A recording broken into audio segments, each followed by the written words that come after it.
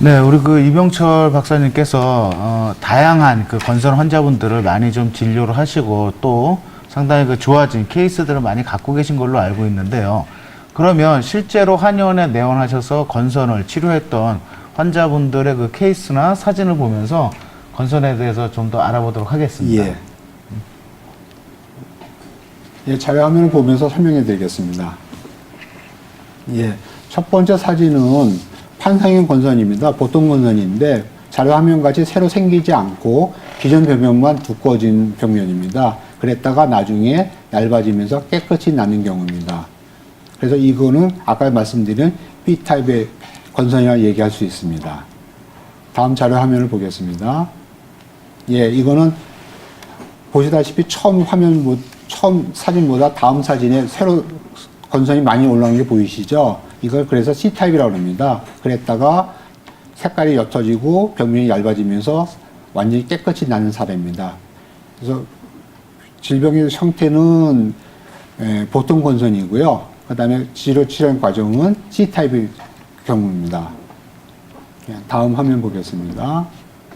예, 이것도 판상형 건선이고 보통 건선인데 아까 첫 번째 사진과 다른 거는 기존 벽면이 두꺼워지기도 하지만 커져서 옆에 있는 벽면하고 같이 붙어서 커지는 벽면입니다.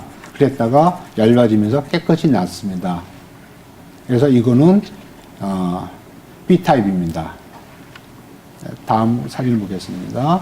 이거는 보통 건선인데 치료하면서 새로 많이 올라와서 C타입입니다. 그랬다가 세 번째 사진을 보게 되면 피부가 좀 더 빨갛죠. 호비성 건선까지 변했다가 낫는 과정을 보여줍니다. 네, 상당히 그 다양한 건선 치료 사례들을 이렇게 좀 설명을 해주셨는데요. 그 우리 처음에 나왔던 사진부터 좀 보면서 예.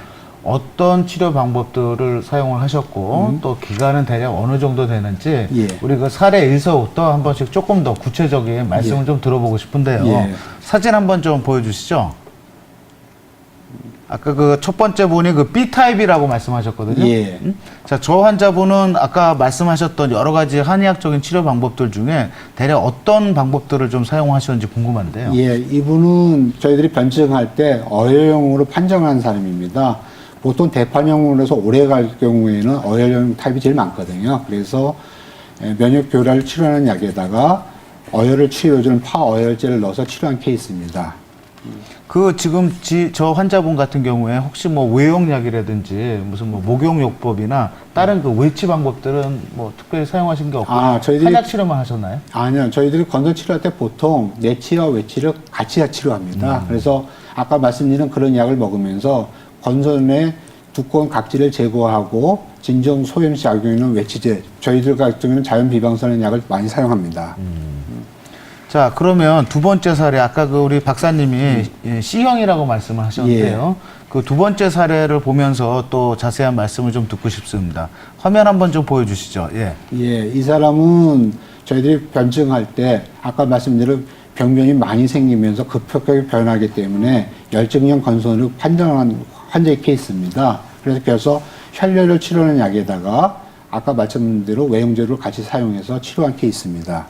저런 환자분들은 그 주로 침 치료는 어떤 식으로 하시거나 아니면 뭐 이렇게 내원하는 주기가 어떨까요? 예, 보통 내원은 일주일 단위로 합니다. 그래서 했다가 치료가 좋아지는 게 확인이 되면 그다음부터는 2주 내지 3주에 한 번씩 내원해서 치료하면 치료가 충분히 잘 됩니다. 그럼 일주일에 한 번씩 한의원에 내원하시면 예를 들면은 뭐 침 네, 치료나 약 먹고 그다음에 외용제 바르고 침 놓고 뜸 놓고 거기다가 광선 치료까지 같이 합니다. 그다음에 만약에 급성적인 경우는 아까 말씀드린 대로 약침 시술도 같이 합니다.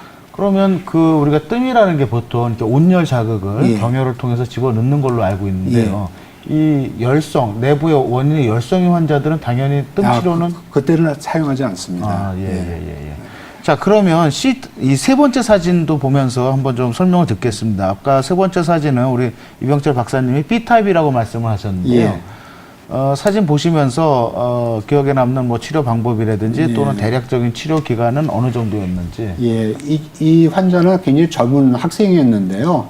계속 양방 치료에서 실패해서 굉장히 의기소침한 상태로 왔었습니다. 그래서 이 친구도 대판형 건선이었는데 치료 진행 과정은 B타입으로 된 환자입니다. 그래서 이 친구는 그때 혈뇨령이 있어서 혈뇨를 치료는 약에다가 외용지를 같이 사용했습니다. 그래서 치료가 다 되고 나서 나중에 본인의 성격이 굉장히 밝아졌다고 그래서 고맙다는 인사를 받아서 인상에 남는 환자입니다.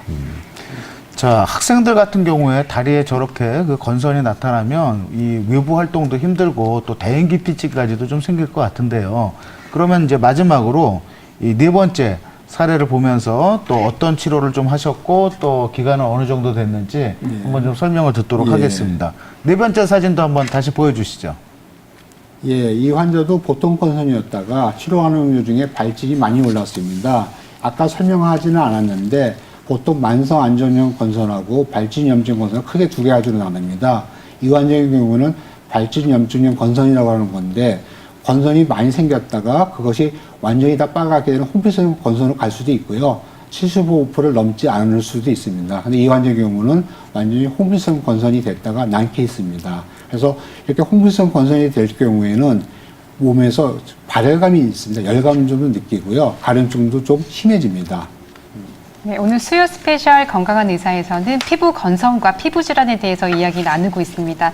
방송을 보시거나 아니면 방송을 본 이후라고 하더라도 여러분들이 피부라든지 건강에 관해서 궁금한 사항이 있으시면 02-2000-4959로 전화 주시면 자세한 상담이 가능합니다.